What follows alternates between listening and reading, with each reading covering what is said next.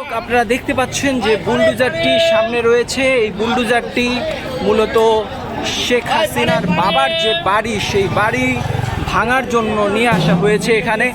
এবং আপনারা দেখতে পাচ্ছেন যে এখানে অনেক জায়গায় আগুন ধরিয়ে দেওয়া হয়েছে। এবং এই 32-এর এই বাড়িতে 32-এর এই বাড়ি ঘিরে মানুষের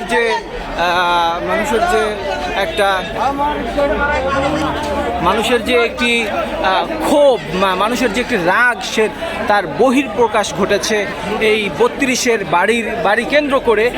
যেমনটি 5ই আগস্ট ঘটেছিল গণভবনে, ঠিক তেমনি আজকে 32-এর এই বাড়ি ঘিরে এমন ঘটনা ঘটেছে।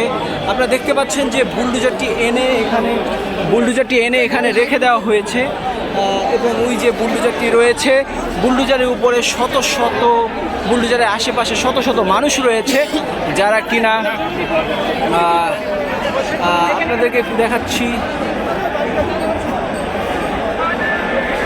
এই যে শত শত মানুষ রয়েছে বুলডোজারের উপরে। মূলত এই বুলডোজারটি নিয়ে আসা হয়েছে। এই বাড়িটি মূলত বাড়ি ভাঙার জন্য বুলডোজারই ব্যবহার করা হয়। বুলডোজার দিয়ে ভাঙা আপনারা দেখতে পাচ্ছেন। আরে না, এখন আর এগুলো জীবন হইতে পারবে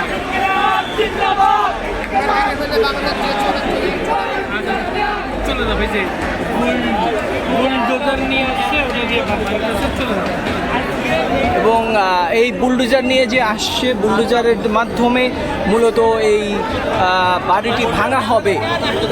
আপনারা দেখতে পাচ্ছেন যে বুলডোজারের উপরে আন্দোলনকারীরা বসে আছে এবং এই